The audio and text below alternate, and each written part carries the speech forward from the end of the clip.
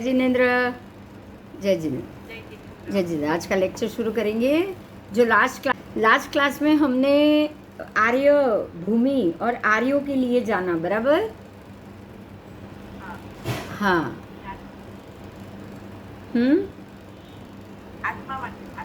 हाँ हाँ, और आत्मा के द्रव्यात्मा, कषायात्मा, ये सब भी सीखा। आत्मा के लिए भी बहुत सारी डिटेल थी जो हमने लास्ट क्लास में देखी। अभी हम आज हम यही देखेंगे। जीवात्मा जीवात्मा है तो अंदर का आत्मा अलग है, उसका शरीर अलग है। तो अब हम जो उसका जो शरीर है उसकी बातें जानेंगे थोड़ा, ठीक है? तो जब भी एक आत्मा तो आपने बहुत सारा जान लिया, कषायात्मा, द्रव्यात्मा, फिर वीर्यात्मा। तो ये सारे चीज़ जो 9 प्रकार के आत्मा के जो नाम बताए वो सारे हम अपनी आत्मा के साथ ही लेके घूमते हैं। अब जब ये आत्मा गर्भ में आता है और अपना शरीर बनाता है तो सबसे पहले वो क्या करता है? वो 6 प्रकार की पर्याप्ति बनाएगा। आओ मैं बताती हूँ। देख रहा है आपको प्रेजेंटेशन? तो 6 प्रकार की पर्याप्ति बनानी है गर्भ में, जब गर्भज आत्मा आता है तब। और ये पर्याप्ति वो तभी बनाएगा, आपने वो देखा, जाना था, कषायात्मा, द्रव्यात्मा। तो जो जो आत्मा हम अपने आत्म प्रदेश पे जितनी पर्याप्ति का लिखा हुआ या भोगना है उसका अगर फल हम लेकर आए होंगे ना, उतने ही कर्म अनुसार हम वो ही पर्याप्ति बांध पाएंगे। तो जैसे कि समूर्चिम हमने पहले ही बताया था कि खाली 3 पर्याप्ति होती है उसके पास, टोटल 6 पर्याप्ति है। समूर्चिम के पास पहली 3 पर्याप्ति है, तो 3 पर्याप्ति वो पूरी बांध ही नहीं सकता है। 3 पर्याप्ति, चौथी पर्याप्ति वो बांध नहीं सकता, इसलिए वो उसी क्षण 48 मिनट के अंदर अंदर ही वो खत्म हो जाता है। मैंने ये बताया था ना पहले? हाँ। तो वो 3 पर्याप्ति कौन सी है? सबसे पहली तो आहार पर्याप्ति, उसके बाद है शरीर पर्याप्ति, शरीर को बांधना है, वो शुरू करेगा, और श्वासोच्छ्वास पर्याप्ति। ये 3 पर्याप्ति वो सबसे पहले बांधना शुरू करेगा।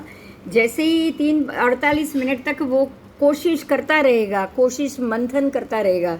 आहार तो उसने ले लिया, शरीर भी बनाना शुरू कर लिया, मगर श्वासोच्छ्वास आगे 48 मिनट से आगे वो बांध ही नहीं पाएगा। कितना नहीं बांध पाएगा वो?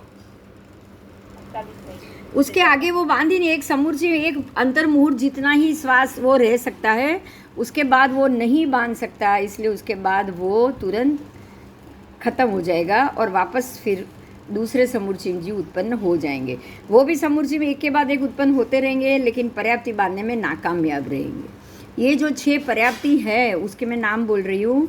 आत्मा, कोई भी आत्मा जब भी अंदर प्रवेश करेगा गर्भ के अंदर जीव बनाने के लिए, तो सबसे पहले वो आहार लेगा। आहार भी आपको बताया गया है कि क्या लेगा। माता पिता के वीर्य ही उसका सबसे पहला आहार होता है। जैसे ही वहाँ आएगा, माता पिता का वीर्य इकट्ठा हुआ है, इकट्ठा होने के कारण सबसे पहले वो आहार करेगा। जो जीव वो आहार कर पाया, वो जीव वहाँ से शरीर बांधना शुरू कर लेगा। अब वो यहाँ से अपना शरीर बांध रहा है। आओ, माता पिता के गर्भ में आया है, उसने अपना वीर्य का आहार शुरू कर दिया है, तो आहार पर्याप्ति लेते लेते साथ में वो आहार के कारण ही अपना शरीर बांधना शुरू कर देगा। जो उसको आहार मिला है वही कारण रूप है कि वो अपना शरीर बनाना शुरू करेगा। देखो, गर्भ के अंदर ये बच्चा बता दिया है, क्योंकि ये तो गर्भ है और बच्चा है, ये बताने के लिए। लेकिन जब भी अंदर गर्भ के अंदर जब बच्चा आएगा तब वो सिर्फ इसी पोजीशन में होगा। आपको ये पहली पोजीशन दिख रही होगी यहाँ पे, देखो, जैसे एकदम छोटा सा बीज है, दिख रहा है ना? अब वो अपना शरीर ऐसा ही बांधेगा। सबसे पहले गर्भ में आया है, अपना शरीर वो इतना बांधेगा, और शरीर बांधते बांधते 6 पर्याप्ति उसको पहले ही अंतर मुहूर्त में शुरू करनी है। फर्स्ट अंतर मुहूर्त में। आओ, दिख रही ना 6 के 6 पर्याप्ति? बराबर 48 मिनट में वो ये 6 पर्याप्ति बांध लेता है। कौन सी है? सबसे पहले आहार पर्याप्ति, उसने वही वीर्य का आहार चालू किया, उसके बाद शरीर बनाना शुरू कर लिया। वही 48 मिनट में इंद्रिय बनाना शुरू कर लिया। वो 5 इंद्रियों में से जो इंद्रिय अगर उसको नहीं बना पाया, वो नहीं बना पाया। क्यों नहीं बना पाएगा? क्योंकि उसके योग्य जो पुद्गल उसको जो खींचने हैं 14 राजलोक में से, वो नहीं खींच पाएगा। वो क्यों नहीं खींच पाएगा? क्योंकि उसके कर्म में वो इंद्रिय के पुद्गल खींचना लिखा ही नहीं है। समझ में आ रहा है? जैसे कि समूर्छिम, वो सिर्फ आहार शरीर इंद्रिय तीन पर्याप्ति बनाते बनाते, इंद्रिय पर्याप्ति मतलब वो शरीर बना पाया, लेकिन वो श्वासोच्छ्वास बना ही नहीं पाएगा। चौथी पर्याप्ति वो बना ही नहीं पाएगा, इसलिए वो तुरंत मर जाएगा। शरीर तो उसने बना लिया है, हमारे जैसा ही शरीर। समूर्छिम जीव, जो जीव में, जो शरीर में जैसा समूर्छिम उत्पन्न होगा वैसा ही शरीर वो उसको प्राप्त होगा। मेरे समूर्छिम में, मेरे शरीर में से जितने समूर्छिम जीव उत्पन्न होंगे वो सारे मेरे जैसे शरीर वाले ही होंगे, मगर वो 48 मिनट से आगे बना ही नहीं पाएंगे। तो श्वास तो बनेगा नहीं, श्वास नहीं बना है तो 48 मिनट में उसको मरना है। अब यहाँ जो जीव है वो समूर्छिम नहीं है, उसने आहार पर्याप्ति ली, आहार पर्याप्ति के बाद अपना गर्भज शरीर, उसने शरीर पर्याप्ति बनाना शुरू कर लिया। तो वो भी इतना ही कोशिश हो जितना ही शरीर अभी बनाया है, क्योंकि अभी तो एक दिन का भी वो शरीर नहीं है, उसी में वो 48 मिनट का ही शरीर है। 48 मिनट में ही वो इंद्रिय पर्याप्ति बनाना शुरू कर देगा। तो जो इंद्रिय का उसको जितनी जितनी इंद्रिय उसको प्राप्त होनी है, जिसका पुण्य उसको प्राप्त हुआ होगा, उतनी ही इंद्रिय का वो पर्याप्ति इकट्ठी करेगा, उसके ही पुद्गल इकट्ठी करेगा और यहाँ वो बनाएगा। उसके बाद आएगी श्वासोच्छ्वास पर्याप्ति। तो श्वासोच्छ्वास पर्याप्ति में क्या हुआ, उसको कितने श्वास और कितने उच्छ्वास लेने हैं ये तय होते।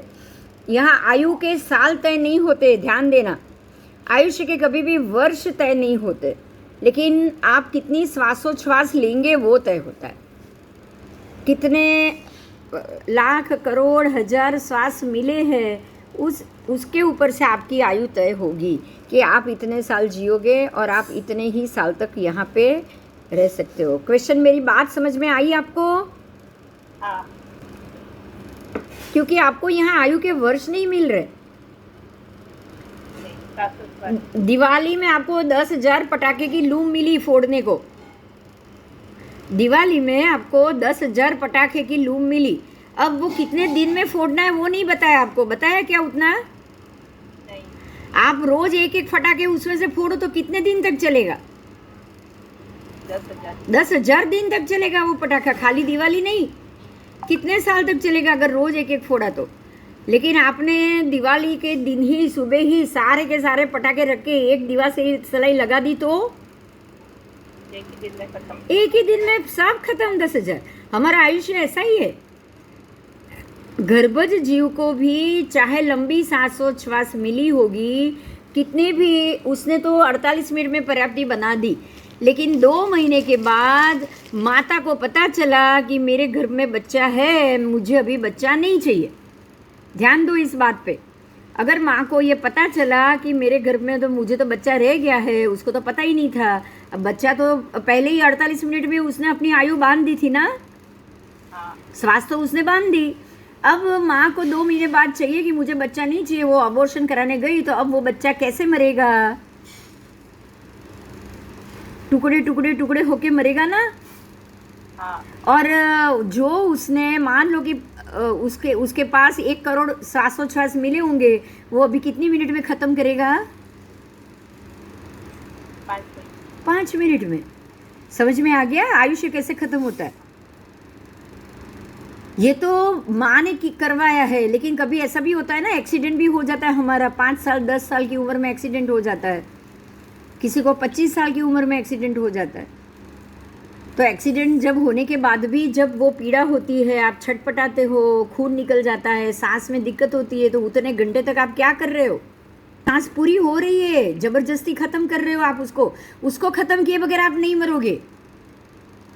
आपको याद हो तो वो प्रमोद महाजन जिसको उसके भाई ने 2 गोली मारी थी पेट में, वो तुरंत नहीं मरे, 9वें दिन मरे, 8 दिन के बाद। तो 8 दिन तक क्या हुआ? 8 दिन तक वो क्यों जिंदा रहे? उसके सांस बाकी थी, उसकी सांस उतनी बाकी थी, वो खत्म किए बगैर कैसे मर सकता है? आप वेंटिलेटर पर जिसको भी देखते हो ना, 5 दिन 10 दिन, मेरे पापा खुद 80 साल 78 79 साल की एज में उनको वो कोमा में चले गए, उनको एडमिट किया, तो वेंटिलेटर पे रहे वो 6-7 दिन रहे। क्यों रहे? क्योंकि बाकी के सांस बाकी थी उनकी। समझ में आ रहा है? हाँ। अब सांस खत्म हो जाए ना वेंटिलेटर पे, तो फिर वेंटिलेटर चालू होने पर भी क्या वो जिंदा रह सकता है आदमी? नहीं। तो वो वेंटिलेटर के लिए जिंदा थे? नहीं। नहीं, उनकी सांस बाकी थी इसलिए जिंदा थे। अगर किसी को भी वेंटिलेटर पे ले जाना पड़े ना, तो मना नहीं करना है आपको। आपको ये नहीं सोचना है कि ये पीड़ा होगी, इनको तकलीफ होगी, इनको ये होगा ना। आपको ये सोचना है कि इनके जितनी सांस बाकी है वो शांति से मरे, तड़प तड़प के ना मरे। हम लोग उल्टा सोचते हैं, पता है ना?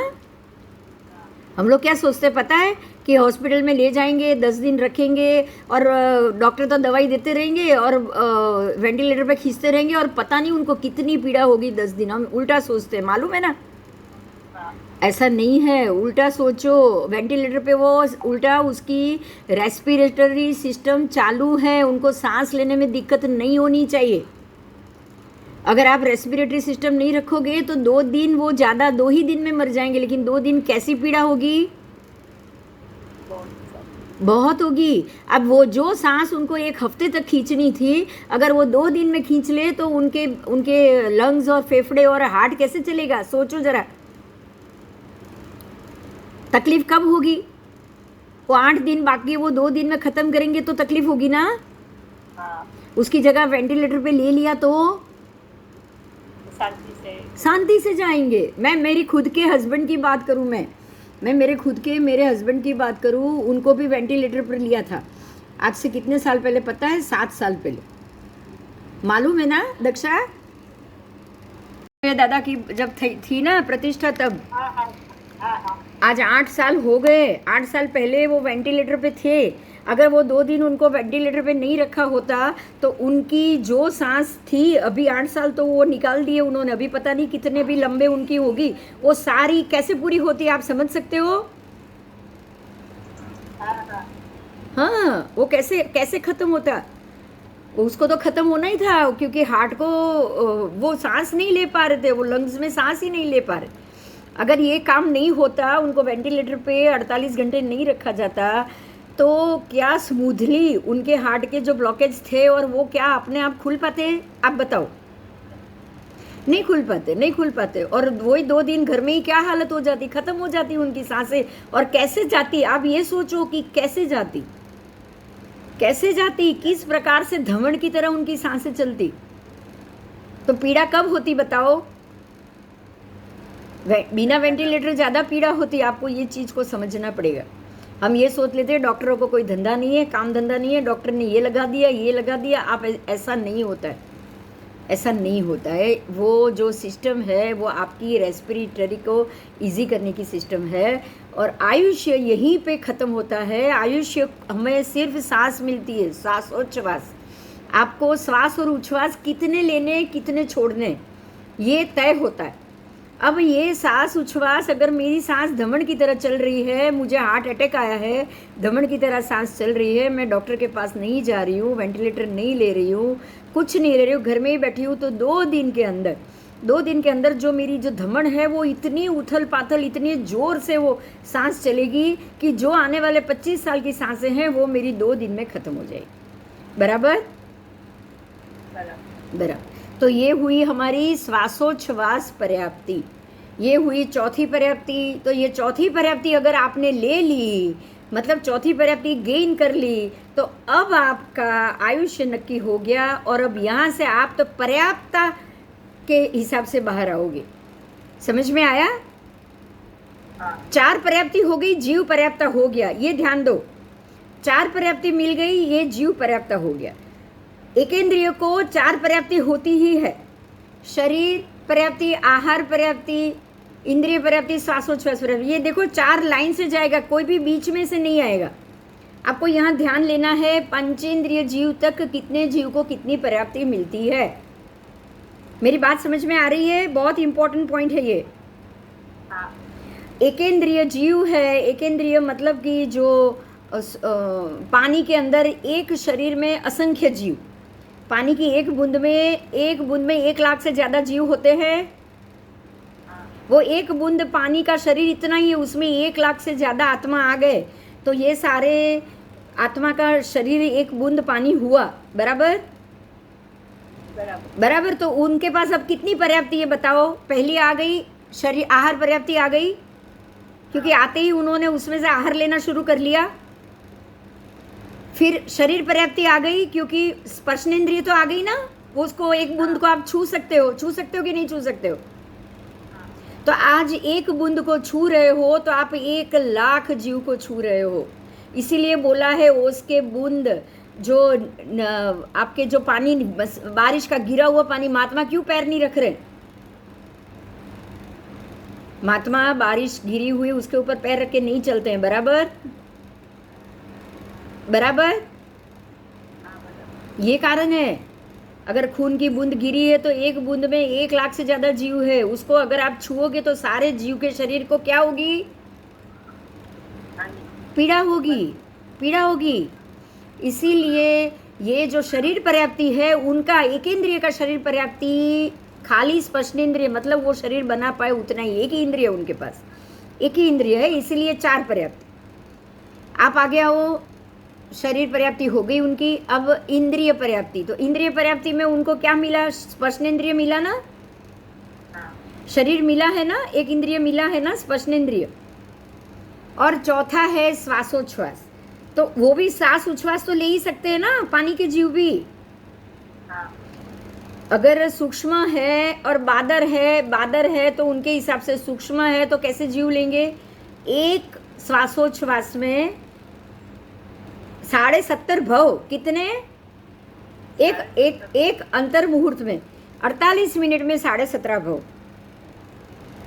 48 मिनट में 17.5 भव लेंगे, मरेंगे जन्मेंगे, मरेंगे जन्मेंगे। ये उनकी हुई श्वासोच्छ्वास पर्याप्त। समझ में आया? ये समझ में आया? इसीलिए सूक्ष्म एकेंद्रिय जीवों की जयना करनी है, इसका कारण ये है। अब एक इंद्रिय की बात, अब मैं 2 इंद्रिय की बात करूं, 2 इंद्रिय की बात करूं, उनकी कितनी? देखिए, एक इंद्रिय की 4 पर्याप्ति है, 2 इंद्रिय को 5 मिलेगी। कितनी मिलेगी? 2 इंद्रिय, 3 इंद्रिय, 4 इंद्रिय, मतलब विकलेंद्रिय। पहले एक इंद्रिय ही आएंगे, उसको एक ही पर्याप्ति है। अब विकलेंद्रिय को एक पर्याप्ति और बढ़ी, तो टोटल 5 पर्याप्ति। मेरी बात समझ में आ रही है? थोड़ी धीरे धीरे लेकिन आ जाएगी। इतना समझ में आया?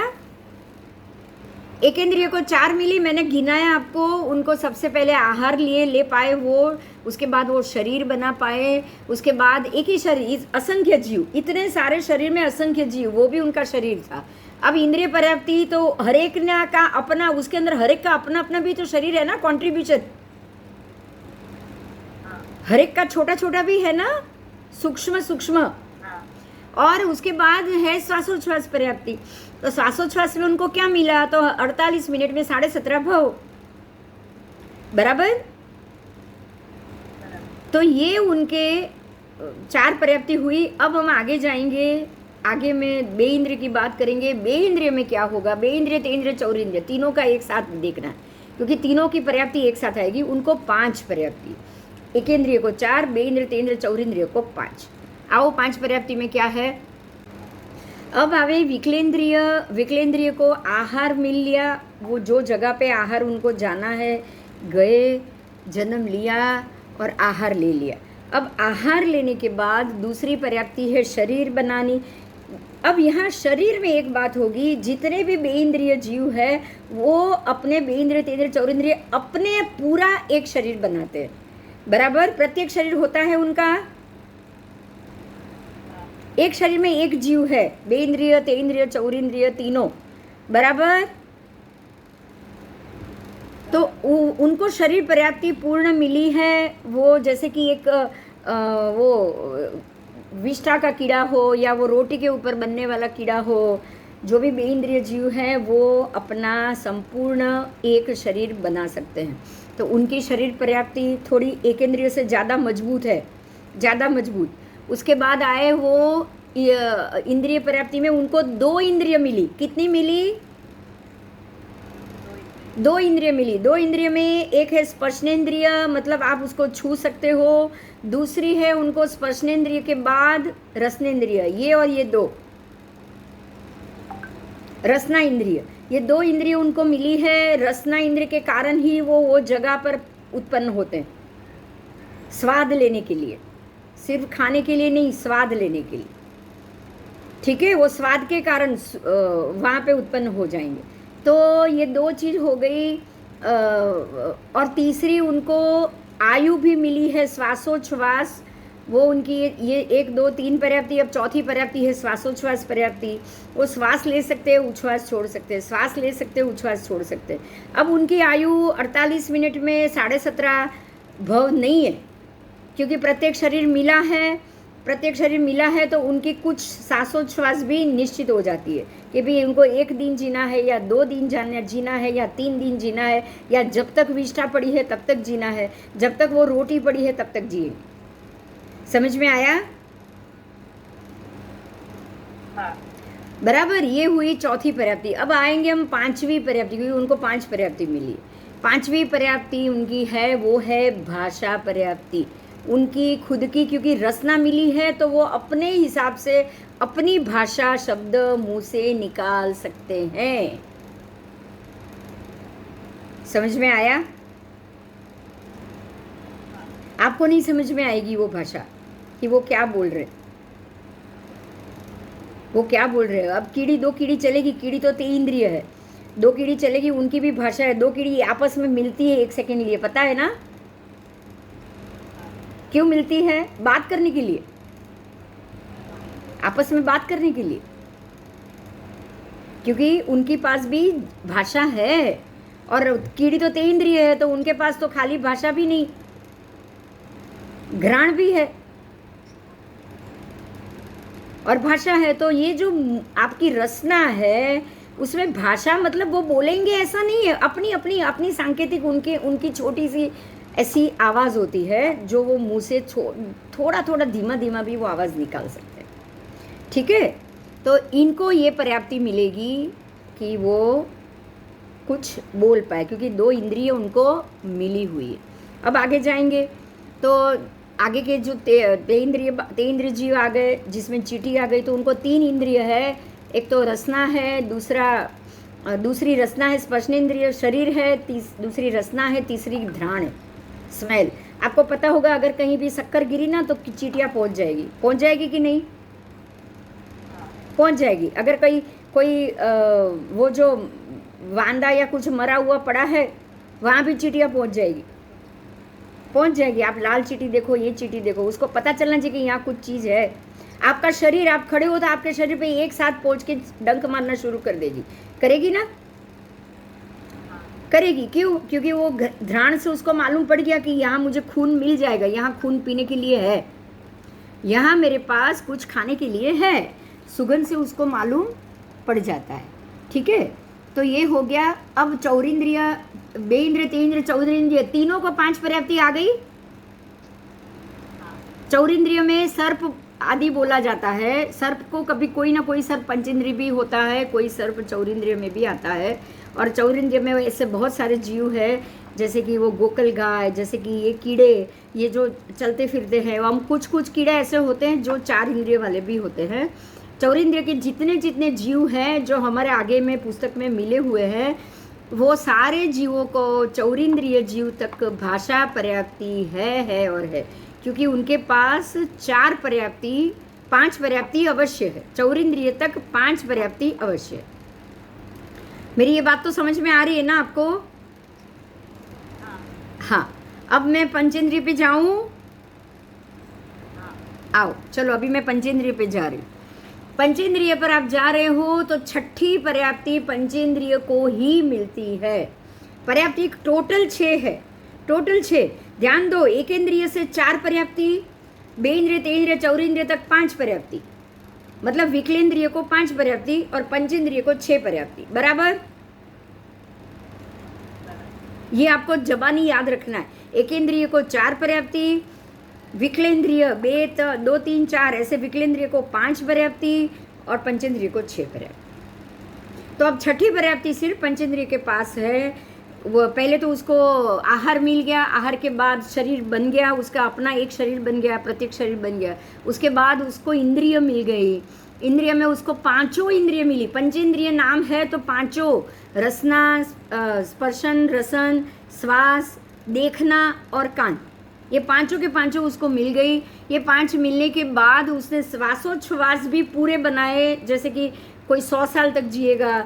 अगर कछुआ या ऐसा कोई तिर्यंच बनाए, तिर्यंच भी इसमें आ जाते पंचेंद्रिय, वो 400-500 साल तक जिएगा, तो उसने उतने तक सांस ले ली। तो अपने अपने हिसाब से उनको पूरी सांस से मिल जाती है। उसके बाद आती है भाषा पर्याप्ति। भाषा पर्याप्ति के हिसाब से मैं कितना बोलूँ, मैं कितना बात कर सकूँ, मेरे बोलना अलग है, वो बैल का बोलना, गाय का अलग है, सिंह का बोलना अलग है, सबका अलग है कि नहीं, अपनी अपनी बोली है कि नहीं,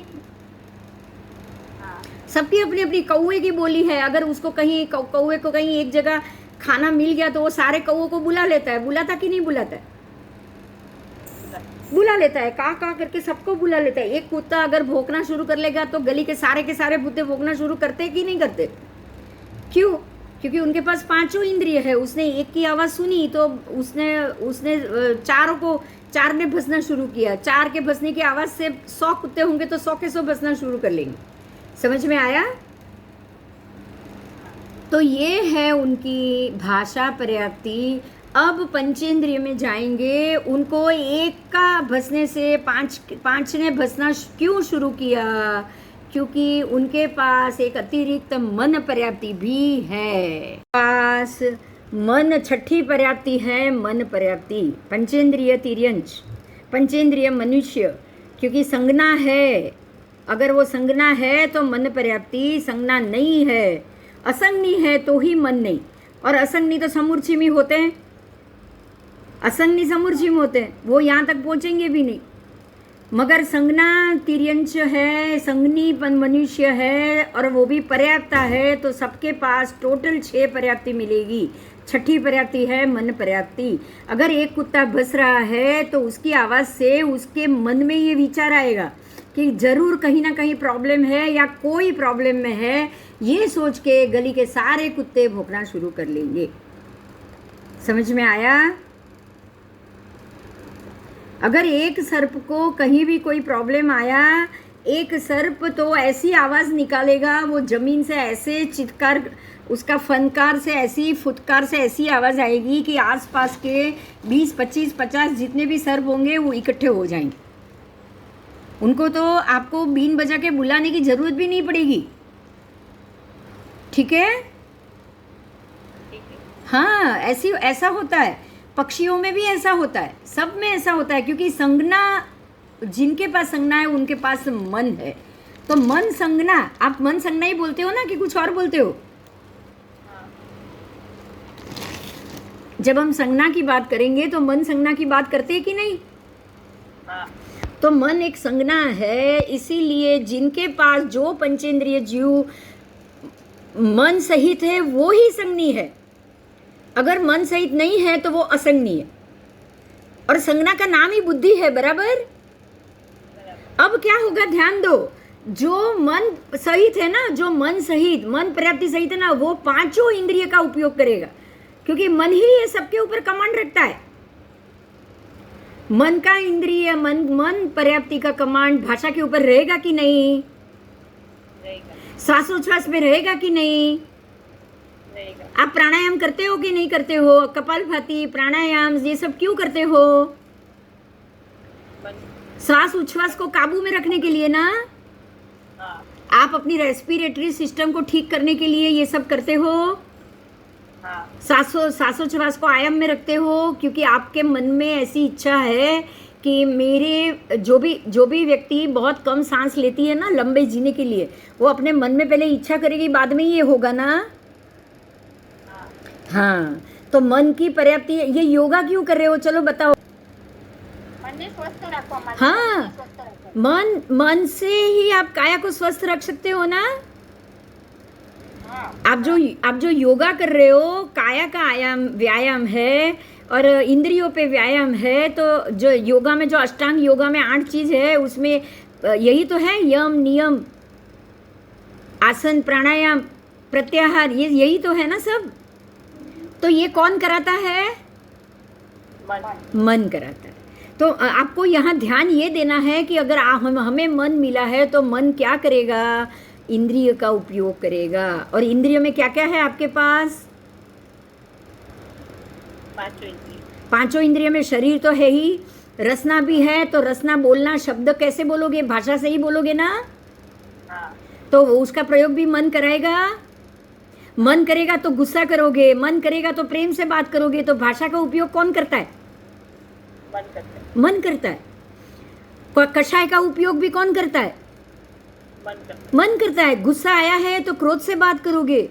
आप समझ रहे हो कि मन पर्याप्ति कितनी कमांडिंग है। आज हम पूरा इसी सब्जेक्ट पे फोकस कर रहे हैं क्योंकि हमें पता चलना चाहिए कि हम क्या क्या कर सकते हैं। हम अपने मन को कितना काबू में रखें, जितना काबू में रखें उतना उसका सबसे सही उपयोग होगा। होगा कि नहीं होगा बताओ? होगा। अगर आपने मन पर्याप्ति को काबू में किया तो ही आप उसका ठीक से उपयोग कर पाओगे, नहीं तो क्या ठीक से उपयोग हो पाएगा? नहीं हो पाएगा। तो आपको समझना पड़ेगा कि 6 के 6 पर्याप्ति में सबसे अंतिम पर्याप्ति मन पर्याप्ति ही सबसे ऊपर और राजा के पाठ में है। बोलो है कि नहीं?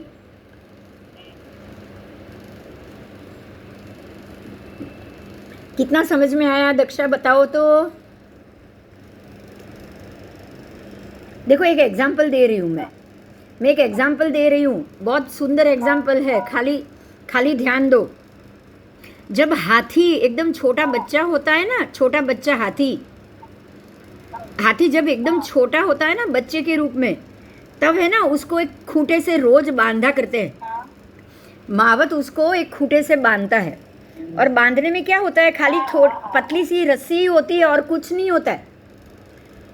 लेकिन वो छोटे से हाथी को जब बच्चा होता है तभी से उसको बांधा जाता है। तो उसको पता है वो जब छोटा है तब वो खूंटा छोड़ के भाग नहीं सकता, क्योंकि वो छोटा है, उसको खूंटा निकालना नहीं आएगा। लेकिन जब वो बड़ा हाथी बन जाएगा क्या वो खूंटा नहीं निकाल सकता? निकाल सकता है। लेकिन उसके मन को समझना, उसके मन को ये आदत डाली है ना कि जब भी वो मुझे मेरी डोरी को गले में डाल के खूंटे में बांधे तो मुझे एक जगह बैठ जाना। ये उसकी आदत हो गई। ये उसके दिमाग को कमांड मिला इतने सालों तक। जब वो छोटा था, बच्चा था, तब से बड़ा हुआ तब तक उसको ये आदत लगी ना कि भाई जब भी मैं तुझे डोरी से बांधूं चुपचाप तू बैठ जाएगा। तो ये बड़े होने के बाद जब महावत उसको खूंटे से बांधेगा तो वो क्या करेगा? चुपचाप बैठ जाएगा, क्योंकि उसके मन को ये खूंटा लगने के कारण चुपचाप बैठना है, वो आदत हो गई है। अब यहाँ ध्यान दो कि एक नियम अगर आपके अंदर आ जाए कि कोई भी पर स्त्री मेरे सामने आए तो मुझे अपनी इंद्रियों को काबू में रखना है, तो अब आपका मन क्या करेगा? इंद्रियों को काबू में रखेगा। ये महात्मा देखिए, महात्मा ब्रह्मचर्य का पालन कैसे कर सकते हैं, क्योंकि उन्होंने अपने मन को यह आदेश दे दिया है। आज अगर हम लोग भी ये सोचे कि कोई भी पुरुष सामने आए, मेरे शरीर को हाथ लगाए तो मुझे उसको झाड़ देना है, दूर भगा देना है और मुझे उससे बात नहीं करनी है, ये आदत आपने अपने मन को दी है कि नहीं दी है? ये दी है, इसीलिए आप सबसे बच सकते हो कि नहीं? हाँ, अगर ये आदत नहीं दी होती तो आप ये सोचो कि उसमें क्या हो गया, कोई दिक्कत नहीं। कोई भी पुरुष है, मैं किसी के साथ भी कोई भी व्यवहार कर सकती हूँ, तो आप क्या कर सकते हो? आप अपने आप को रोक पाओगे? तब नहीं रोक पाओगे, आप नहीं रोक पाओगे। क्यों? क्योंकि आपने वो नियम अपने मन को दिया ही नहीं है। आपने अपने दिमाग को, अपने इंद्रियों को ऐसे संयमित या नियम में कभी लाया ही नहीं। बात समझ में आई? यम नियम, नियम क्या हुआ? यम क्या है? सबसे पहले सोचो यम क्या है। यम है कि कायदे कानून। यम का मतलब क्या हुआ? कायदा, व्यवस्था, कानून। आपने एक व्यवस्था दे दी कि भाई मैंने शादी की है, मेरा जो पुरुष है, मैंने जिसको पुरुष माना है, बस वो उसी के साथ मुझे अपने अब्रह्म का सेवन करना है, बाकी कोई भी व्यक्ति के साथ मुझे ये कोई व्यवहार नहीं करना है। ये आपने एक यम दिया, अपने आप को यम दिया, नियम दिया है। यम नियम समझ में आ रहा है मेरा कहना? हाँ तो जो यम और नियम आपने अपने आप को दिया है, वो नियम से आप चलोगे। आपके मन को आपने ये आदेश दे दिया कि ये नियम मुझे तोड़ना नहीं है। तो अब कितने भी लोभ आए, कितनी भी लालच आए, कितने भी संजोग आए, आप क्या करोगे? नियम नहीं तोड़ेंगे। आप नियमित रहोगे। वो हाथी का उदाहरण याद करो। बच्चा था तब बांधा, अलग बात है। बड़े होने के बाद वो खूंटा तोड़ सकता है, लेकिन वो तोड़ना नहीं चाहता। क्यों? नियम में बंधा हुआ है कि मुझे मेरे महावत ने बांध दिया, अभी मुझे यही बैठना है, मुझे कहीं नहीं जाना है, बस। मैं अपनी मर्जी से बेकाबू नहीं हो सकता, ये नियम उसने डाल दिया है अपने अंदर। महात्मा जब भी दीक्षा लेते हैं ये नियम डाल देता है, कोई भी स्त्री पर स्त्री सामने आए, मुझे उन पे दृष्टि नहीं डालनी। ये नियम उन्होंने अपने मन को दिया, इसीलिए कोई भी स्त्री सामने आ जाती, वो सारे अपने इंद्रियों को काबू में कर लेते। अगर आपने ये नियम दिया है ना, अपने आप को दिया है ना, तो ही कोई भी व्यक्ति, विजाति व्यक्ति सामने आएगी, आप अपनी इंद्रियों को काबू में रख लोगे। अगर ये नियम नहीं दिया है मन को, तो क्या होगा? काबू में नहीं रहेगा। सामने वाला थोड़ा इशारा करेगा, आप थोड़ा आगे बढ़ोगे। होगा कि नहीं होगा बताओ? होगा। होगा, होगा। तो अब समझ में आ रहा है कि मन संयमित कैसे होना चाहिए, क्यों होना चाहिए। मन पर्याप्ति अगर संयमित नहीं है तो क्या भाषा में संयम होगा?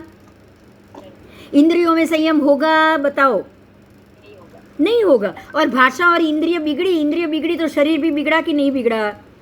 किसी से भी कोई भी संबंध रखोगे तो आपके शरीर की क्या हालत होगी? क्या हालत होगी?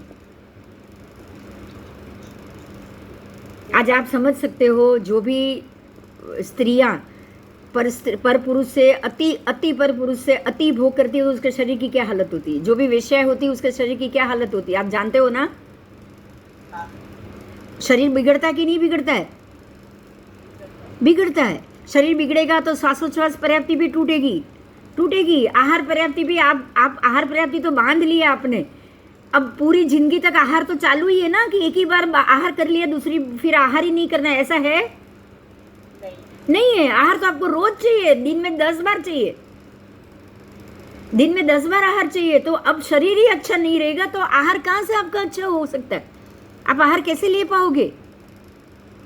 देखिए, ध्यान दीजिए, 6 के 6 पर्याप्ति में एक के बाद एक उत्तरोत्तर चढ़ती जा रही है। और सबसे अंतिम काबू है मन पर्याप्ति का। संगनी पंचेंद्रिय जीव ही अपने ऊपर काबू कर सकता है, और कोई नहीं। किसी में अपने आप पे काबू करने का साधन ही नहीं है। क्या 4 इंद्रिय तक कोई भी जीव अपने आप पे काबू कर पाएगा? बताओ। नहीं। विकलेंद्रिय तक कोई भी जीव कितना भी चाहे पुण्य कमा पाएगा? नहीं कमा पाएगा। लेकिन अगर पंचेंद्रिय तिर्यंज भी होगा, कुत्ता भी होगा, उसको अगर सम्यक ज्ञान मिल गया कि मुझे अब कोई भी जीव को, अगर वो सामने कोई चूहा को मार रहा है, कुत्ता है, मान लो संगनी पंचेंद्रिय कुत्ता है, सामने कोई चूहा मर रहा है और वो नहीं सहन कर पा रहा है, वो सोच रहा है मुझे इसको नहीं मारना चाहिए, उसके अंदर सम्यक दर्शन जाग गया ना, तो अब वो क्या करेगा बताओ? मारेगा किसी को? ऐसा नहीं मारे। चंड कौशिक ने क्या किया? उसको जब जाति स्मरण ज्ञान हो गया, समझ में आ गया कि मैं क्या था, मैं क्या बन गया हूँ, 15 दिन उसने अनशन कर लिए। अनशन, मुंह अंदर डाल दिया बिल के अंदर कि मुझे खाना ही नहीं है, कुछ नहीं, किसी को देखना ही नहीं है। वो बिल के अंदर घुस गया। वो चींटियां आ रही है, खा रही है, उसके शरीर को खा रही है। भगवान भी वहां से हटे नहीं, बोलो 15 दिन तक। क्यों? भगवान ने भी सोचा कि ये जीव है, अगर मैं यहाँ से बाहर निकला, लोगों को लगेगा कि ये सांप तो कुछ नहीं कर रहा है, सब लोग इधर पहुँच गए और इसको छेड़ दिया या इसको शांति से अनशन नहीं करने दिया, तो समझ में आ रहा है कारण? कि आज तो इसके मन को शाता मिल गई, लेकिन अंतिम समय में कहीं बिगड़ गया तो भगवान भी जब तक उसके प्राण नहीं निकले वहां से हिले नहीं है।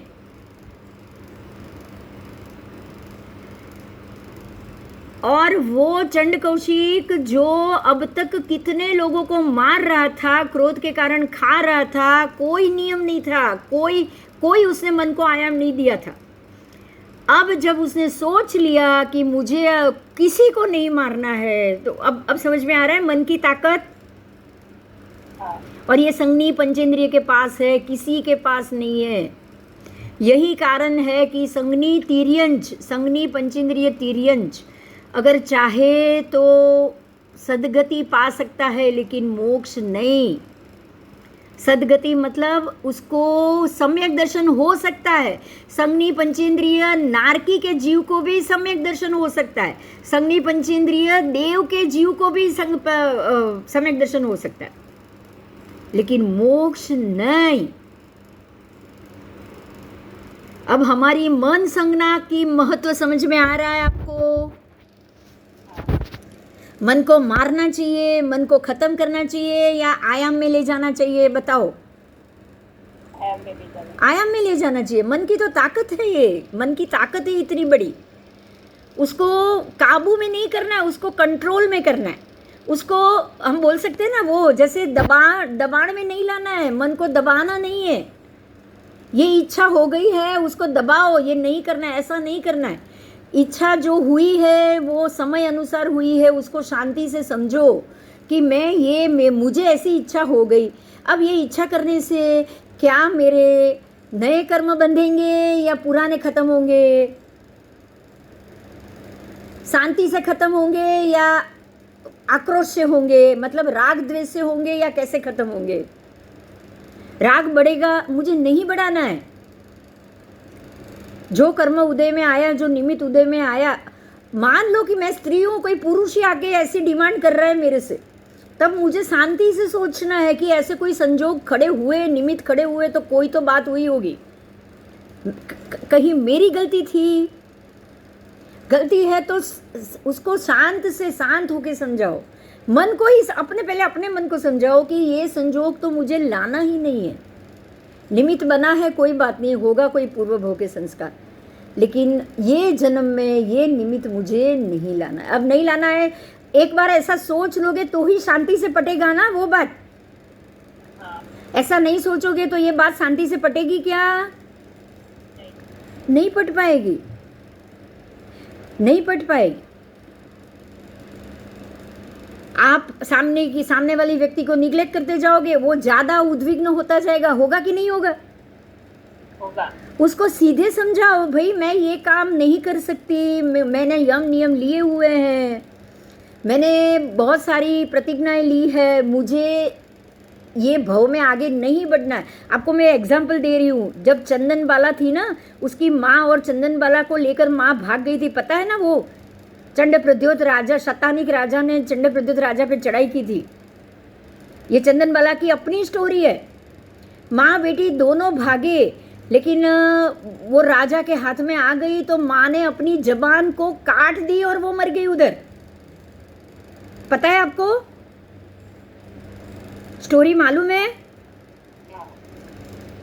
क्यों ऐसा किया? संजोग। अब आप एक बात समझ सकते हो कि बेटी को छोड़ के कोई भी माँ किसी दूसरी व्यक्ति के सामने ऐसा बर्ताव कर सकती है? नहीं कर सकती। लेकिन उसने बेटी को सेव किया पहले, क्योंकि माँ मर गई है लेकिन बेटी चंद्र प्रद्योत के हाथ में नहीं गई है। ये हम जानते हैं, कहानी अधूरी है हमारे सामने, लेकिन बेटी को उन्होंने किसी व्यक्ति को सौंपा था, उसने ये बेटी को बाजार में बेच दिया। चंड प्रद्योत राजा तो बेचने नहीं जाएगा ना। राजा क्या करेगा? राजा तो लेके उसको अपने रानीवास में ले गया होता अगर उसके हाथ में गई होती तो। माँ ने क्या किया है? माँ ने सबसे पहले बेटी को किसी व्यक्ति के हाथ में सौंपा है कि तुम जाओ यहाँ से, और उसको लगा कि मैं नहीं भाग सकती, ये राजा मुझे, मेरे शरीर को नहीं छोड़ेगा, तब उसने अपनी जीवान कचर कर मृत्यु को प्राप्त कर लिया। लेकिन उसने कोशिश की ना भाग के वहाँ से बचने की। हाँ, बस हमें यही समझना है। आपको पहले पूरी कोशिश करनी कि आप कैसे बच पाओ। उसके बाद चंदन बाला को बाजार में बेचा गया, वो मुल्ला सेठानी और जो सेठ थे उन्होंने उनको खरीदा, अपने घर ले गए। ये तो पूरी स्टोरी हम समझते हैं। चंदन बाला के सामने ऐसा अवसर नहीं आया जैसा अवसर उसकी माँ के सामने आया था। अब समझ में आ रहा है कि अगर हमने मन को नियम नहीं दिए होते तो क्या होता।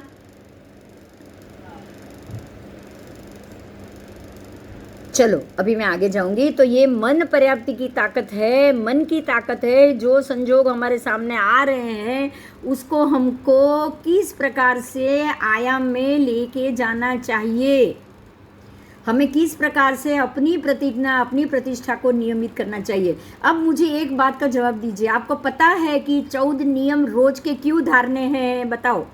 तो हमको 14 नियम सचित द्रव्य विगई वाहन तंबोल वत्थ कुसुमेसु, जो 14 नियम है व्यक्तिगत दिन रात, अतिचार में भी हम बोलते हैं कि ये नियम दिन रात मैंने लिए नहीं तो उसका अतिचार। कोई बात नहीं, आप रोज नहीं ले सकते हो, रोज नहीं कर सकते हो, ये हमारी गलती है। लेकिन साल में एक बार जब प्रतिक्रमण करते हो, साल में एक बार करो या साल में 8 दिन प्रदूषण के करो, आपको तब जब भी प्रतिक्रमण आए और ये अतिचार आए तब आपको पूरे साल के सोच के समझ के सबका ओसराना करना चाहिए। आज अगर साल में एक बार कर रहे हो, कल 4 महीने में करोगे, उसके बाद हर 15 दिन, क्योंकि ये तो रोज तो आता नहीं है ना, अतिचार रोज नहीं आते हैं, 15 दिन में ही एक बार आते हैं, बराबर ना। 14 के प्रतिक्रमण में ही आते हैं ना, 14 में आएंगे, चौमासी में आएंगे, पक्षी में और सीधे संवत्सरी में आएंगे, बस ये 3 में ही आएंगे। तो ये 3 प्रतिक्रमण की बारी आपको कब आती है?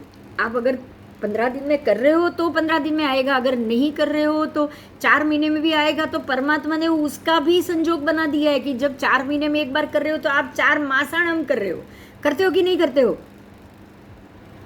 अगर साल में एक बार कर रहे हो तो 12 मासाणम कर रहे हो। भगवान किसी को भी मौका नहीं देते हैं, ऐसा नहीं हो रहा है। जैन धर्म किसी को भी मौका ना दे, ऐसा नहीं कि भाई कोई साल में एक बार प्रतिक्रमण कर रहा है तो तेरे तो साल के बाकी के सारे बाकी रह गए, ऐसा बिल्कुल नहीं है। वो साल में एक बार करेगा तो भी पूरे 12 मासाणम करेगा ना, करेगा। चलो ठीक है। तो मन पर्याप्ति का ये महत्व है, मन को कैसे काबू में रखना है, उसको समझाना है। संजोग सामने आए, कोई ज़बरदस्ती नहीं करनी, पर उसको आयाम देना है। क्या देना है? आयाम देना है, उसको घड़ना है हमको। धीरे धीरे एक हाथी के बच्चे को छोटे से ही बांधना है, छोटी उम्र से ही बांधना है। तो छोटी उम्र से ही आप अपने नियम को नियमित रखो। जैन कुल है, हमारा घर है, बच्चों को नहीं खाते हैं, कंदमूल खा लेते हैं तो बोलते भाई आज तिथि है, आज मत खाओ तो अच्छा है। आप नहीं खाओगे तो आपका देख के बच्चे अपने आप सोचेंगे, कभी सोचेंगे कि चलो आज हमको ये नहीं करना चाहिए, बराबर। ये है आयाम, ये है निमित्त। मगर एक चीज़ का ध्यान रखना है कि अगर वो नहीं समझ रहे हैं तो आपको किसी भी प्रकार का द्वेष भी प्रयोग नहीं करना है। राग का तो नहीं करना है, द्वेष का भी नहीं करना है। ये तो हम बहुत अच्छे से समझ गए हैं ना।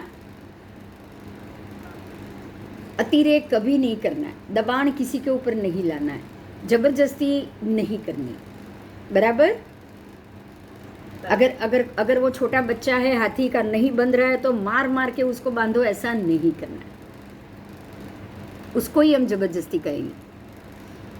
परमात्मा ने व्रत भी बिल्कुल इसी हिसाब से कहा है कि देखो अब ध्यान दो, अगर आप मांसखमण करो या अट्ठाई करो या छठ भी करो, छोटा एक उपवास भी करो, अगर आपका मन काबू में नहीं हो रहा है, मन विचलित हो रहा है, मन पे कंट्रोल नहीं हो रहा है, गुस्सा आ रहा है, ये हो रहा है, तो ऐसे उपवास भी परमात्मा ने मना किया है। जो सहजता से हो वो ही करना है। याद आ रहा है ना ये सारी बातें कि नहीं आ रही है, बताओ। परमात्मा ने कोई भी तब कैसे बोला है? सहज भाव से बोला है कि नहीं? आपका मन तो काबू में होना ही चाहिए, आपके मन के ऊपर तो आपका उस समय कंट्रोल होना ही चाहिए। ऐसा ना हो कि आप तब पे तब कर रहे हो, तब पे तब कर रहे हो और क्रोधाग्नि बढ़ती जा रही है, क्रोध बढ़ता ही जा रहा है, बिल्कुल नहीं चलेगा। माया भी नहीं चलेगी, माया भी नहीं चलेगी कि भाई मैंने है ना, हमारे में उदाहरण है कि दो सहेलियां तप कर रही है, एक ने दूसरे से एक उपवास ज्यादा किया, याद है ऐसा उदाहरण? उसका भी दोष लगेगा आपको कि हम लोग सब साथ में तप कर रहे हैं और बाकी सबसे मैंने एक उपवास ज्यादा किया, किसी को बताया नहीं। ये भी नहीं चलता है, ये माया हो गई, कपट हो गया। उसके बाद मान भी नहीं चलेगा कि मैं तप कर रही हूँ और तुम लोग खाना खा रहे हो, क्या कर रहे हो तुम लोग? आज के दिन खाना खाने का है क्या? तुमसे इतना भी नहीं हो रहा है, ये हम क्या बोलते हैं? क्यों बोलते हैं बताओ? किसी को नीचा दिखाते कि नहीं दिखाते हैं हम अच्छा काम करते हैं तो? क्या ऐसा होना चाहिए? ये आपको अपने अपने तप पे मान आ गया है, अब अहंकार आ गया है। तो मान ही तो है अहंकार, तो वो होना चाहिए? नहीं होना चाहिए।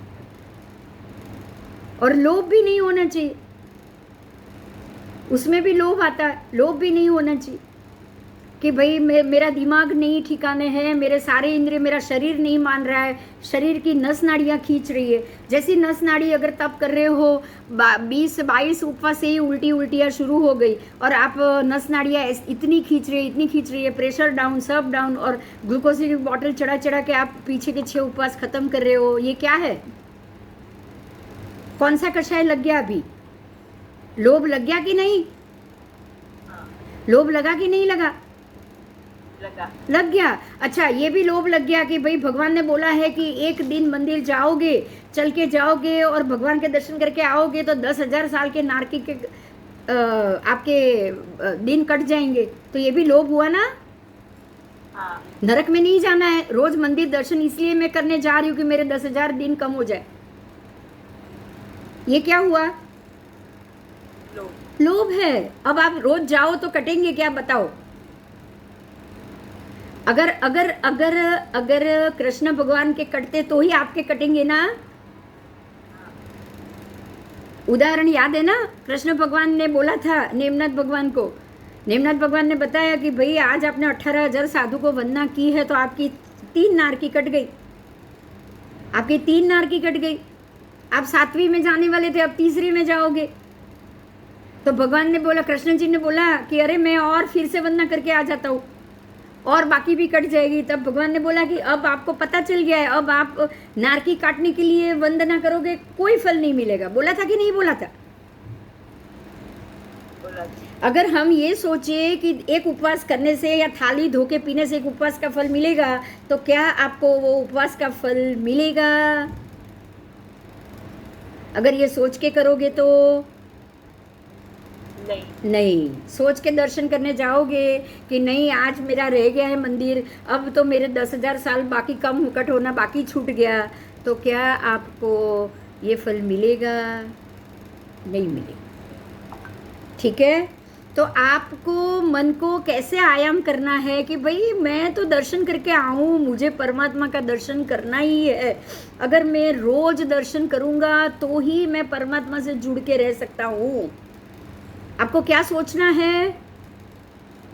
मुझे नरक मिले तब शांति हो, ऐसा नहीं सोचना है। मुझे यहाँ मिलो, ये मिले, मुझे ये पीड़ा नहीं सहन करनी है, मुझे छठे आरे में जन्म नहीं लेना है, मुझे नारकी में जन्म नहीं लेना है, ये सोच के आप मंदिर जा रहे हो तो गड़बड़ है, बड़ी गड़बड़ है, वो बड़ी गड़बड़ है। ऐसा होगा क्या पता है? आप नरक में नहीं जाओगे। ये भी हो सकता है कि आप भगवान से रोज मांगो, ऐसा पुण्य कमाओ, मंदिर गए हो, दर्शन किया है, पुण्य तो मिला है, तो आप नारकी में के कुंभी पाक उसके अंदर नरक के जीव के हिसाब से उत्पन्न नहीं हो सकते, लेकिन नरक के घनोदधि में तो जा सकते हो कि नहीं? घनवाद तनवाद में जा सकते हो कि नहीं जा सकते हो? जरूर जा सकते हो। समझ में आ रही है ये मेरी बात? हाँ। क्योंकि अगर आप ये सोच रहे हो कि मेरी 10,000 साल की नारकी कट जाए, ये हिसाब से मैं रोज मंदिर जाऊं, मतलब ये कि आपको सम्यक दर्शन तो है ही नहीं। सम्यक दर्शन होता तो क्या सोचता वो, उसको नारकी में जाने से डर ही नहीं लगता। लगता क्या? नहीं लगता। नहीं, वो ये नहीं सोचता कि मैं नारकी ना जाना पड़े इसलिए भगवान के दर्शन करूं। वो ये सोचता कि मेरे अंदर से परमात्मा की बातें, मेरे अंदर से जैना धर्म या मेरे अंदर से मोक्ष की इच्छा कभी बाहर ना निकले, इसलिए मैं रोज भगवान के दर्शन करूं। क्योंकि जिनके दर्शन करोगे, जिनको आप अपने रोज दृष्टि में, अपनी पांचों इंद्रिय में, देखो यहाँ से ही ध्यान दो, ये इंद्रिय पर्याप्ति आपको मिली हुई है, जन्मजात मिली हुई है, मरने तक ये इंद्रिय पर्याप्ति रहेगी। संज्ञा बुद्धि में आपको ये चीज डालनी है कि मेरी सारी इंद्रियों को मुझे परमात्मा दिखाना ही दिखाना है। समझ में आया? गौतम स्वामी हर एक बात में हाँ भगवान, हे बनते। हम तो जानते थे गौतम स्वामी गणधर थे, 14 पूर्वी जानते थे, 14 पूर्व की ज्ञाता थे, फिर भी छोटे छोटे प्रश्न भगवान से रोज क्यों करते थे? उनकी संज्ञा में 14 पूर्व थे, तो क्या भगवान सूर्य कैसे उगता है ये नहीं पता था उनको? पता था। जो 50,000 से ज्यादा क्वेश्चन भगवती सूत्र में है, क्या उनको नहीं पता था जवाब? दूसरों को वो पढ़ाते थे ना, उनको पता था। पता होने के बावजूद भगवान से क्यों सवाल करते थे? क्योंकि भगवान से मुंह से शब्द सुनने में उनके अंदर एक, जैसे मैं बोलती हूँ ना, एक आनंद उत्पन्न हो जाता था। भगवान से सवाल करूँ, भगवान के बाजू में ही बैठूँ, भगवान पूरे दिन में भगवान करता रहूँ, उनको ही मेरी नज़र के सामने रहूँ, मैं उनके नज़र के सामने ही रहूँ, मैं उनसे दूर जाऊँ ही नहीं, ऐसा सोचते थे। इसीलिए ना हमें भी यही सोचना है कि भगवान के सामने ही रहो, भगवान के साथ ही रहो। देखो ऊपर भगवान दिख रहे, घर में हर जगह भगवान ही दिखे, हम ये सोचेंगे तो ही हम ये समझ सकते हैं कि हमारे मन को, हमारी इंद्रियों को, पांचों इंद्रियों को जब भी मन करे भगवान सामने ही दिखे। तो ये आयाम हमें डालना है। मन पर्याप्ति एक संज्ञी पंचेंद्रिय मनुष्य को मिली है, तो उसका उपयोग बराबर इसी तरह से करना। समझ में आया? आया? मन को काबू में रखना है, मन को ये आयाम देना है, यही हो गया मन पे काबू, ये आयाम देना ही हो गया मन पे काबू। जब भी ऐसी विपरीत परिस्थिति सामने आए कि जब भी हमको अपने पाप प्रवृत्ति के आगे बढ़ने का संजोग सामने आ गया, पाप की प्रवृत्ति में और प्रवृत्त होने के संजोग सामने आ गए, तब सबसे पहले हमको ये सोचना है कि ये चीज़ को मैं समभाव होके, शांत होके इससे बाहर आऊं। बराबर? ऐसे संजोग मेरे सामने आए हैं तो कुछ न कुछ मेरे कर्म बाकी होंगे। अब ये कर्म बाकी हैं तो मैं इसको संभाव होके खत्म करूं। आपको मैं एक बता दूं, एक उदाहरण है, इतना बढ़िया ये उदाहरण है कि सैनिक राजा के समय में कि एक राजा रानी की बात है, और राजा रानी बोट में जा रहे थे, भगवान के दर्शन के लिए जा रहे थे। तो जब बोट में ही बैठे कुछ बात हुई, तब बहुत सारे, मुझे पूरी स्टोरी तो याद नहीं, लेकिन उसका सार मैं बता रही हूँ कि तब रानी ने एक बात बोली हाथ जोड़ के कि अगर मैं अपने समग्र जीवन में अगर मैं ब्रह्मचर्य का पालन कर रही हूँ तो हे नदी आप शांत हो जाइए और हमको रास्ता दीजिए। तो ऐसा हुआ कि नदी शांत हो गई, वो अपने सामने के पार चले गए, परमात्मा के दर्शन करने के लिए गए, परमात्मा से मिले। तब राजा को ये प्रश्न हुआ, ध्यान दीजिए, राजा को ये प्रश्न हुआ। राजा ने भगवान से पूछा, राजा रानी से तो नहीं पूछ सकते, राजा ने भगवान से पूछा कि मेरी रानी ने ऐसा बोला कि अगर मैं शुद्ध ब्रह्मचर्य का पालन कर रही हूँ तो मुझे यहाँ से मैं सुखरूप यहाँ से बाहर निकलूँ। तो राजा को तो पता था ये मेरी पत्नी है, ये कहाँ से ब्रह्मचर्य का पालन कर रही है, मेरे साथ तो ये सारे भोग भोग रही है, मेरे साथ तो ये सारे भोग भोग रही है। तो उनको ये प्रश्न हुआ कि मेरी रानी ने ऐसा झूठ क्यों बोला। तो उन्होंने सीधा भगवान से ही पूछ लिया, जो भी केवली भगवंत वहाँ पे थे उनसे ही पूछ लिया कि मेरी रानी ने ऐसा बोला, मैं जानता हूँ कि ये ब्रह्मचर्य का पालन नहीं कर रही है, मुझे पता है, तो उसने ऐसा बोला क्यों और ऐसा हुआ क्यों? तब राजा ने बोला कि रानी शुद्ध ब्रह्मचर्य का पालन कर ही रही है, क्योंकि जो भी भोग या भोगने की बात है, जब आप इच्छा कर रहे हो तब वो आपको समर्पित हो रही है, और जब भी वो समर्पित हो रही है तब वो यही सोच रही है कि राजा की इच्छा पूरी हो, बस मेरी कोई इसमें मर्जी नहीं। बात समझ में आई मेरी? हाँ आप अपने आप को जब संजोग सामने आए, आपके मन में एक ही बात होनी चाहिए कि इसमें मेरी कोई इच्छा नहीं है। जो संजोग आया है, जो निमित्त आया है, जो कर्म उदय में आया है, वो कर्म अपने आप उसको शांति से खत्म करो, पर आपको अपनी ओर से इच्छा नहीं करनी। तभी भी आप ब्रह्म का सेवन भी कर रहे होंगे तो भी शुद्ध ब्रह्मचर्य के रूप में ही आप रह पाओ। ठीक है? ठीक है, तो ये मन पर्याप्ति है। आपको अपने आप को आयाम देना है, अपने मन को आयाम देना है। मन के आयाम से ही सारी इंद्रिय काम कर रही है। मति और श्रुत, ये दोनों ज्ञान ये मन पर्याप्ति के ऊपर आधारित रहेंगे। रहेंगे कि नहीं रहेंगे बताओ? रहेंगे, रहेंगे।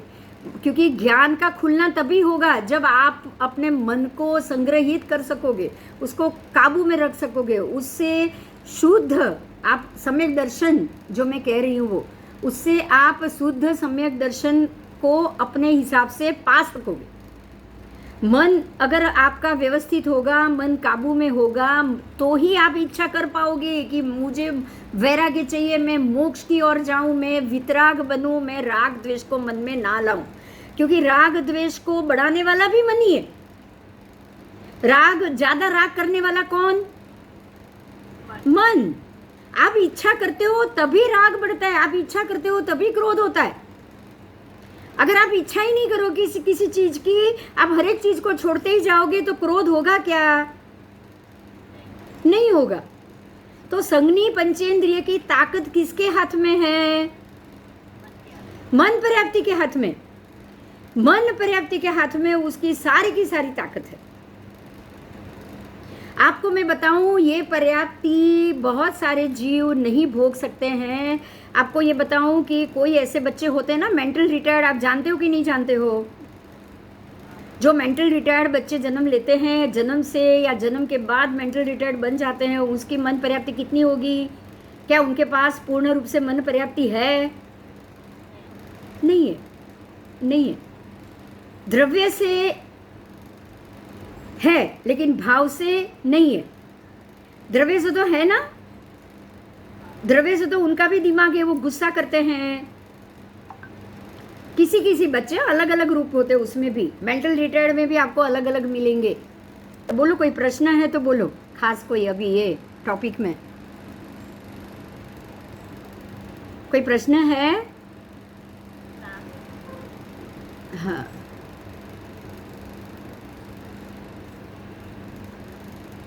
चलो ठीक है, कोई बात नहीं। तो ये जो हमारी 6 पर्याप्ति है, संज्ञी पंचेंद्रिय के पास है आहार पर्याप्ति, मन पर्याप्ति। आहार पर्याप्ति से ये शुरू होगा और मन पर्याप्ति पे ये सब खत्म होगा। आओ, अभी ये आहार आदि 6 पर्याप्ति है, उसको कैसे यहाँ पे बोला गया है मैं थोड़ा सा लिखा हुआ भी पढ़ लेती हूँ। ठीक है? हाँ, सर्व संसारी जीवों को जन्म के साथ ही जीवन यात्रा में आयुष्य कर्म के अंत तक उपयोगी साधन रूप पर्याप्ति की जरूरत पड़ती है। अब आपको ये समझ में आ गया होगा कि पर्याप्ति एक उपयोगी साधन है। अगर ये साधन ना हो तो हम ये शरीर से ये पूरी यात्रा में कार्य नहीं कर पाएंगे, बराबर? तो ये उपयोगी साधन रूप पर्याप्ति की जरूरत पड़ती है। जीव जब इस संसार में जन्म धारण करता है, कि जैसा ही जन्म धारण करेगा, जैसे ही वो माता पिता के वीर्य के अंदर एक आत्मा आके प्रवेश करेगी, तुरंत ही पुद्गल परमाणु की सहायता लेगा ही लेगा। पुद्गल कौन सा? तो वो शरीर, पुद्गल का मतलब ही शरीर है। तो उसके परमाणु वो खाएगा, सबसे पहले आके आहार करेगा। क्या करेगा वो? आहार करेगा, पुद्गल को ग्रहण करेगा। आहार में उसके मुंह वो तो कुछ बना ही नहीं है, आत्मा ही अपने पूरे प्रदेशों को वो उसके ऊपर ऐसे लगा देगा और स्पंज की तरह पूरे प्रदेशों से वो पूरा जो वीर्य है वो अपने पूरे शरीर में वो खींच लेगा। खींचेगा कि नहीं खींचेगा बोलो? जैसे ही स्पंज पानी को खींच लेगा वैसे ही आत्मा के सारे प्रदेश उस वीर्य के पुद्गल परमाणुओं को जो मिश्रित हुआ है उसको खींच लेगा। अब उसने वो खींच लिया, अपनी अपनी योग्यता अनुसार आहार आदि पर्याप्ति रूप शक्ति विशेष का वो सर्जन करेगा।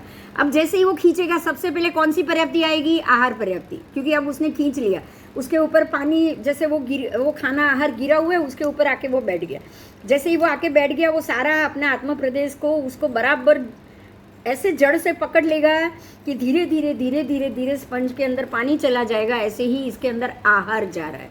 तो वो जो शक्ति से जीव उत्पत्ति स्थान में रह के आहार योग्य पुद्गल को वो ग्रहण कर रहा है और उसको अब ये जो उसने पुद्गल धारण कर लिया, अब उसका वो क्या करेगा? खाना आप लेते हो फिर क्या होता है? उसको चयापचय भी करोगे कि नहीं? उसको पाचन करना पड़ेगा ना। वो पाचन करने योग्य खल मल मूत्रादि और उसको पाचन करने के योग्य रस के रूप में परिणमन करता है, उसको आहार पर्याप्ति कहते हैं। समझ में आया? वो जो रजवीर्य है उसका वो रस बनाएगा, रस, और वो रस को परिणमन करते करते करते करते वो शक्ति के रूप में उसको अपने अंदर ले लेगा। फिर दूसरी पर्याप्ति आई शरीर पर्याप्ति। अब जो रस ले लिया है वो जो शक्ति से वो जीव वो रस योग्य पुद्गल को उसने ग्रहण किया है,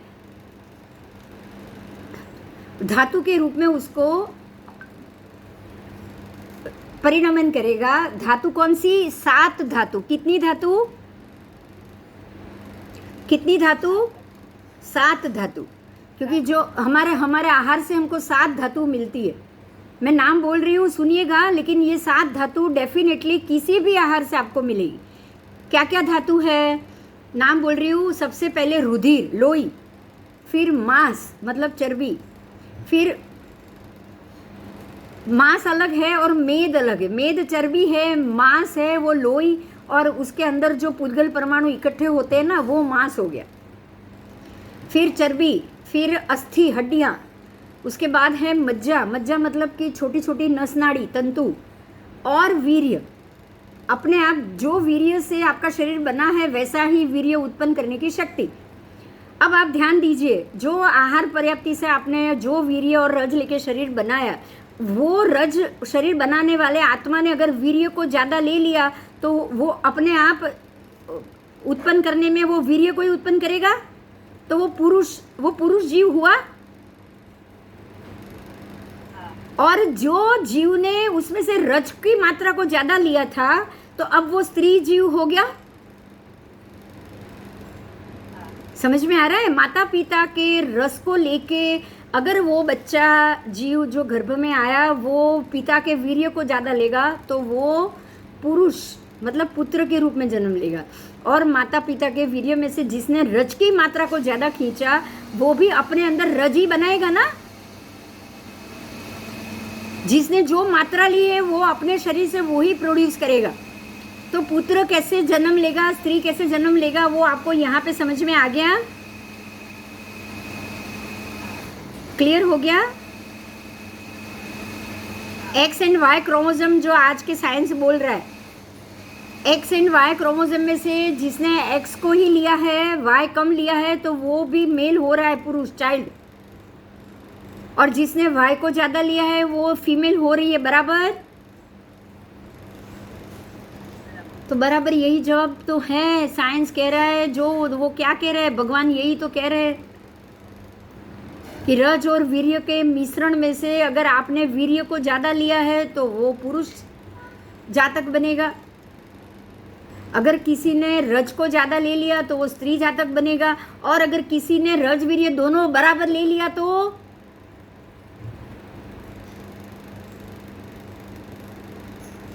क्या बनेगा? नपुंसक बनेगा।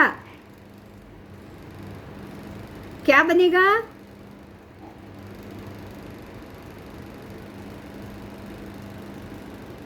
क्योंकि उसने दोनों मात्रा को ले लिया। ठीक है, तो जो शक्ति से जीव शरीर के रूप में परिवर्तित पुद्गलों से इंद्रिय योग्य पुद्गलों को ग्रहण कर ले, अब उसको इंद्रिय पर्याप्ति कहते हैं। अब हाँ, क्या? તમારો મુખ બંધ થઈ ગયો તો. અચ્છા, મારો અવાજ બંધ થઈ ગયો તો શું સાંભળ્યું છેલ્લું? એટલું આપણે ખાલી આ રજ લઈએ તો हाँ, रज की मात्रा ज्यादा है तो स्त्री जातक बनोगे, वीर्य की मात्रा ज्यादा है तो पुरुष बनेगा। पर रज और वीर्य दोनों समान ले लिया तो क्या बनेगा? वो नपुंसक, ना वो स्त्री बनेगा ना पुरुष बनेगा। तो जो भी नपुंसक जन्म लेते हैं वो क्यों लेते हैं, समझ में आ गया? हाँ, आपको समझ में आ गया। अब जिसने वीर्य की मात्रा ज़्यादा ली है, लेकिन वीर्य की मात्रा में भी अपने शरीर में रोग के साथ लिया है, उसको शरीर में रोग या ये भी ज़्यादा मिला है, तो वो मतलब हम ऐसा कह सकते हैं कि चाइल्ड उत्पन्न करने की क्षमता उसके अंदर नहीं रहेगी, बराबर। ऐसे ही रज की मात्रा स्त्री ने ज़्यादा ले ली, और रस की मात्रा तो ले ली, लेकिन साथ में जैसे हम दूसरे ऑर्गन की बात करें तो गर्भाशय वीक हुआ या फैलोपिन ट्यूब वीक हुआ, उसको टीबी हो गया, उसमें रोग हो गया, तो अब वो बच्चे को नहीं जन्म दे सकती, तो वंध्या तो हो ही जाएगी ना, स्त्री रस ज़्यादा लेने के बावजूद हो जाएगी ना। तो ये सारे हमारे माता पिता के अंदर से तो आ ही रहा है, लेकिन हमारे कर्म भी इसके ऊपर बहुत अच्छे से काम कर रहे हैं। आपको ये बात समझ में आ गई? आपके कर्म वैसे होंगे तो ही आप उसको उस हिसाब से बना पाओगे, नहीं तो आप बिल्कुल नहीं बना पाओगे। ठीक है, ठीक है ना? आवाज आ रही है भाई? આવે છે. हाँ, મને જવાબ ન મળે એટલે મને એમ થાય કે પાછો અવાજ બંધ થઈ ગયો। चलो चलो, ठीक है, तो ये हो गया। अब उसके बाद में ये 7 धातुएं तो मिल गई। अब इंद्रिय की बात है, तो इंद्रिय के रूप में उसको परिणमन जो करेगा वो इंद्रिय बनेगा। तो पंचेंद्रिय जीव है, बन रहा है, तो पांचों इंद्रिय तो वो व्यवस्थित रूप से लेगा ही लेगा। द्रव्य से तो उसको मिल जाएगी, लेकिन भाव से इंद्रिय मिले ना मिले, हो सकता है एक दिन के लिए ही मिले, हो सकता है कि गर्भकाल में 9 मास के अंदर ऐसी घटना बने कि वो बोलना और सुनना ही बंद कर दे, जन्म के बाद भी बंद कर सकता है। भाव से इंद्रिय कर्म के हिसाब से जाएगी, लेकिन द्रव्य से इंद्रिय तो वो गर्भ में बना ही लेगा। ठीक है, अब चौथी पर्याप्ति है श्वासोच्छ्वास पर्याप्ति। तो जो शक्ति से जीव श्वासोच्छ्वास योग्य वर्गणा के पुद्गलों को ग्रहण करता है, ये कहाँ से ग्रहण करता है? 14 राजलोक से ही ग्रहण करता है ना। हर एक चीज वो करता तो हवा से ही है, खाली जगह आकाश से ही वो ग्रहण करता है, लोकाकाश में ही लेता है, वो लोकाकाश से ही लेता है, मगर उसको उसकी परमिशन होती है कि उसको कितना ग्रहण करना है। परमिशन का मतलब क्या हुआ कि उसके भाग्य में कितना ग्रहण करना लिखा है। ठीक है, अगर उसके भाग्य में सिर्फ 5 साल चले उतरे ही श्वास होंगे तो वो 5 साल ही जिएगा। उसके भाग्य में अगर एक ही महीना गर्भ में 1 ही महीना जिए उतना हो तो वो 1 ही महीना जिएगा। ओके, और अगर ज़्यादा ले ली लेकिन कारणवश 2 महीने में ही मरना समय आ गया मरने का, तो गर्भ में ही भी वो मर सकता है। तो श्वासोच्छ्वास पर्याप्ति आपके हिसाब से आप ले तो लेते हो, लेकिन कितना जी पाओगे वो आपके कर्म तय करेंगे। ओके, आओ आज के साइंस की भाषा में अगर श्वास लेते हो तो ऑक्सीजन और बाहर निकलते हो तो कार्बन डाइऑक्साइड। अब आई 5वीं पर्याप्ति है भाषा पर्याप्ति। तो भाषा पर्याप्ति का क्या रिजल्ट है? जिस शक्ति से जीव भाषा के योग्य वर्गणा के पुद्गलों को अपने पुद्गल के रूप में ग्रहण करके उनके भाषा के रूप में परिणमन करे, उसको भाषा पर्याप्ति कहते हैं। भाषा पर्याप्ति का मतलब शब्द है, शब्द पुद्गल है। हम लोग पहले बहुत उसका अध्ययन कर चुके हैं। शब्द भी पुद्गल ही है। मैं बोलने से पहले हवा से उसके पुद्गलों को खींचूंगी, खींच के वो शब्द के रूप में, आवाज़ के रूप में वो फटेंगे, मेरे मुंह से शब्द बाहर निकलेंगे और वो आपको सुनाई देगा, तो आप उसको श्रोतेंद्रिय से उसको ग्रहण करोगे, हवा से ही, और आप सुन पाओगे। अगर जिसको ग्रहण करने की जिसमें शक्ति नहीं है वो ये शब्द को नहीं सुन पाएगा। बराबर? तो वो है भाषा पर्याप्ति। फिर आई छठी मन पर्याप्ति। वो तो हमने पूरे ढंग से उसको समझ लिया अभी कि मन पर्याप्ति सबसे महत्व की पर्याप्ति है, अंतिम पर्याप्ति है, और वो ही सबसे ज़्यादा ताकतवर पर्याप्ति। अगर इसकी ताकत हमारे पास नहीं होगी ना तो सब खत्म। तो जो शक्ति से जीव मन के योग्य, मन बनाने के योग्य वर्गणा के पुद्गलों को वो हवा में से, आकाश में से ग्रहण करता है, लोकाकाश से, और उसको मन के रूप में परिणमन कर सकता है, उसका ही अगर वो परित्याग कर सकता है तो उसको ही मन पर्याप्ति कही जाती है। कोई भी जीव, आहार, शरीर, इंद्रिय, ये तीन पर्याप्ति कोई भी जीव करेगा, ये तीनों को पूरी किए बिना कोई भी जीव नहीं मरता। वो एकेंद्रिय हो या सूक्ष्म एकेंद्रिय हो या समूर्चिम हो, तीन पर्याप्ति कोई भी जीव कहीं पे भी जाके पूरी करेगा ही करेगा। ये मैंने आपको पहले ही बोल दिया। बराबर? ये तीन पर्याप्ति वो पूरी करेगा ही करेगा, आहार, शरीर, इंद्रिय। बस जब श्वास की बात आएगी तब ही उसको अटकना पड़ेगा। जिसको जितनी श्वास मिलेगी उतने तक वो जिएगा, ये तय है, ये तय है। क्योंकि श्वासोच्छ्वास पर्याप्ति मुझे, अगर मुझे 1 सेकंड की मिली है तो दूसरे ही सेकंड में मेरे को मरना तय। ठीक है? तो तीन पर्याप्तता कोई भी जीव होता है। तीन पर्याप्तता के अलावा चौथी पर्याप्ति, पांचवी पर्याप्ति, छठी पर्याप्ति धीरे धीरे जो जीव के नसीब में जितनी होगी वो बांधेगा। और ये 6 के 6 पर्याप्ति जो भी जीव बांधेगा वो 48 मिनट के अंदर ही बांध लेता है। एकेंद्रिय को 4 ही पर्याप्ति होती है, समूर्छिम को 3 ही पर्याप्ति होती है। मैं सबसे पहले से बोलूँगी, समूर्छिम को कितनी मिलेगी? सिर्फ 3, सिर्फ 3। उसके बाद एकेंद्रिय को कितनी मिलेगी? 4। अब एकेंद्रिय को 4 मिली है तो सूक्ष्म एकेंद्रिय और जो भी हम निगोद के जीव और सबको बोलते हैं वो सारे एकेंद्रिय तो हुए ही नहीं ना? नहीं हुए। सूक्ष्म जो भी हुए वो सारे एकेंद्रिय तो हुए ही नहीं, तो वो सबको 3 ही पर्याप्ति आएगी। क्योंकि एक श्वासोच्छ्वास में 17.5 भव, मतलब वो तो एक सांस तक भी नहीं जिंदा रहे। एक अंतर मुहूर्त में 17.5 भव, तो वो एक अंतर मुहूर्त 48 मिनट भी वो जी पाए, उसमें 17 बार मर गए। तो 17 बार मर गए तो समूर्छिम जैसे ही हुए कि नहीं? उनके जैसे ही हुए। तो उनको तो 3 पर्याप्ति से चौथी पर्याप्ति आई नहीं। अब हम आगे जाएंगे तो विकलेंद्रिय को कितनी मिलेगी? मैं देखना चाहती इसलिए 1 बाय 1 उंगली खोल रही हूँ। एकेंद्रिय को 4 है तो विकलेंद्रिय को 5 ही होगी ना? माइनस तो होगी नहीं। एकेंद्रिय को 4 है, बाकी समूर्छिम और सूक्ष्म और अपर्याप्त जीवों को 3 है, तो एकेंद्रिय को 4 हुई। एकेंद्रिय को 4 हुई तो विकलेंद्रिय को तो 5 ही होगी ना? इंद्रिय 2 हो, 3 हो या 4 हो, 5 पर्याप्ति मिलेगी। और पंचेंद्रिय को 6 पर्याप्ति। उसमें से संज्ञी पंचेंद्रिय को, संज्ञा बुद्धि अलग से, पर पंचेंद्रिय को 6 तो मिलनी ही मिलनी। ठीक है?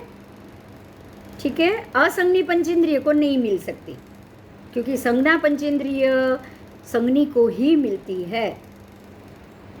बराबर? आज इतना पक्का हो गया। अब कौन से जीव को कितनी पर्याप्ति मिलती है, हर एक पर्याप्ति का कितना समय है, वो हम अगले क्लास में करेंगे। उसको भी हम डिटेल से करेंगे। बराबर? जय जिनेंद्र। अब हम अगले क्लास में मिलेंगे। अगला लेक्चर होगा बुधवार के दिन। जय जिनेंद्र।